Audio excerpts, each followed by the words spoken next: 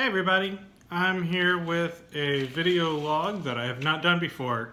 I haven't just come on video and talked like this, so this is going to be a new experience for me and for y'all, and let's see how everybody likes it. So today I'm here to talk to you about xylitol.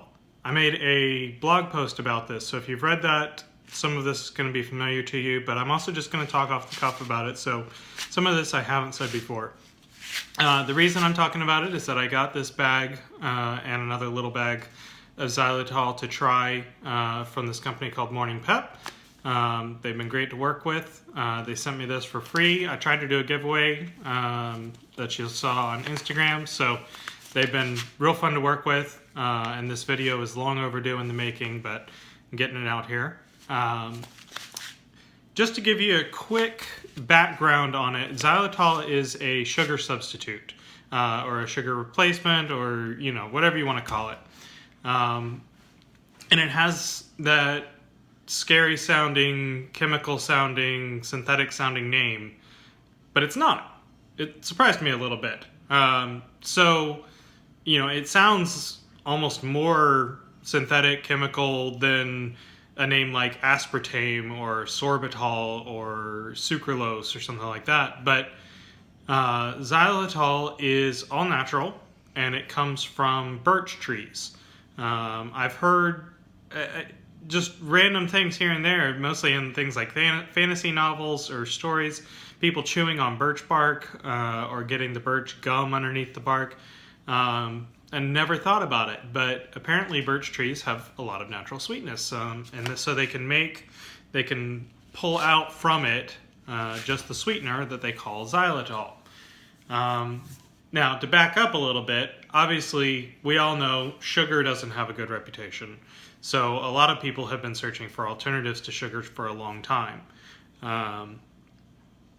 Mostly this has come into play with newer things like sodas and coffee creamers and candy and baking goods and all that kind of stuff, where sugar is such a big deal. You have to have a sweetener of some type in those type of products. But there are two main reasons that people are looking for sugar substitutes instead of just using pure sugar, either from beets or from cane sugar, which is the two most common types here in the US. They're actually the second and third most common probably, but I'll get into that in just a moment. So the first reason is not health. The first reason is actually cost. Sugar is hard to produce here in the States compared to some other places, from both beets and sugarcane, and so people started looking for alternatives for cost reasons. The most common sugar substitute in the US, probably, in my limited but somewhat well-informed view and experience, is actually corn syrup. We all know about the dangers of corn syrup, or at least we know about the prevalence of corn syrup. I have my own particular issues with it. It causes a whole range of unpleasant side effects for me, or effects for me, if I get any form of corn. But corn syrup, especially high fructose corn syrup, is probably the most common sugar substitute in the US, and it is horrible for you. People, please do not use corn sugar, corn syrup. Dextrose, maltodextrin are just processed forms of that usually in the US. If you see those in ingredients, watch out for these kind of things. Those are not good for you. The other common sugar substitutes are things like aspartame, sucralose, sorbitol. I mentioned those names earlier. Those are all processed down forms of one type or another of sugar that has removed the actual glucose or fructose or whatever ose sugar from the molecules, but it's still basically the same core structure. It just leaves the rest of the molecule, essentially, in most cases, depending on how they've processed it. And so you're still getting a lot of the nasty side effects, and they just get to claim that it's not actually sugar. It doesn't have that sugar molecule in it anymore, and so it's not claimed to be sugar anymore, but it's still pretty bad for you. In fact, a lot of those sugar substitutes are specifically processed down from corn as well. Corn sugar easily lends itself to being processed down into other sugar substitutes that have removed that sugar technically and still retain the sweetness. But again, these things are not good for you, not at all. So when I heard about xylitol and I started actually looking into what it was, it sounded a little too good to be true. This is natural sweetener made from birch trees. In that way, it shares a lot with things like stevia and monk fruit extract and agave, in that it's completely natural. It's not, some lab-grown, harvested from a bacterial sludge kind of thing. It is low calorie, so it is good for weight loss.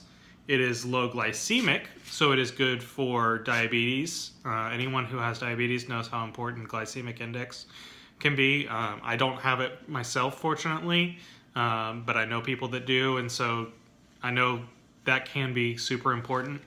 And it's low carb, which again is great for weight loss and great for just watching your overall health. And so I figured there had to be some downside. I assumed that either it didn't taste like sugar or it left some bad aftertaste. Aspartame has the worst aftertaste in the world to me, so I expected something along those lines. Or perhaps that it simply wouldn't work like sugar. It wouldn't dissolve into things or mix into things. And honestly, I have not found any of that to be true. Xylitol tastes a lot like sugar to me. The only thing I've used it in so far is my morning coffee. Well, not just morning. It's not morning right now anymore, but I'm still drinking some coffee. But I have tried it in my coffee a number of times now, and honestly, it tastes like sugar. I put it in there with some half and half creamer, and it tastes just like if I mixed it with either cane sugar or regular beet sugar. So, if it doesn't have that downside, it must have some other downside, right? Well, not that I've been able to find. It mixes in just fine. It's supposed to work really great for baking, although I have not tested that yet. And I'm just glancing at the back here, just a quick rundown. They say it's good for coffee, tea, cereal, baking, any other use. It is, this particular one is produced in the United States. A lot of them are produced in China or Thailand or a lot of those other countries where birch trees are common. And, there's no problem with that necessarily, but a lot of people are looking for something made in the U.S., so this one is completely made in the U.S. Non-GMO, so there's no genetically modified ingredients in here, in addition to not really being like a processed food.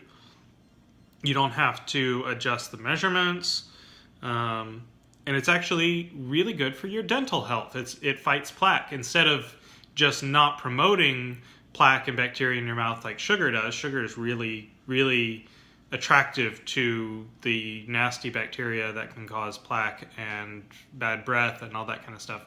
Xylitol actually has a counteractive effect on that. And it is completely free of corn, wheat, gluten, soy, dairy, all the common allergens. All it is birch. Birch tree sugar, basically. But it's not sugar. It doesn't have the downsides of sugar, and so I have been super impressed with this, and I wanted to share that to you. There is 9.6 calories per teaspoon, so that's almost nothing. You only need a teaspoon or so in your morning coffee, so you're getting very few calories, no carbs. Honestly, don't see any downsides. I'm going to post a link to this particular one, to the Morning Pep brand xylitol, in the description for this video so that you can get to it if you're curious. The price is pretty reasonable considering what it is. It does cost more than sugar, but not by a ton. And I encourage you, if you've been looking for a sugar substitute, or if this video made you think anything about it, go check it out and see if it's something that would be helpful to you. So that's my little video on xylitol, and I hope you enjoyed it, and I hope you learned something, and I hope to do more videos like this in the future. So for now, farewell.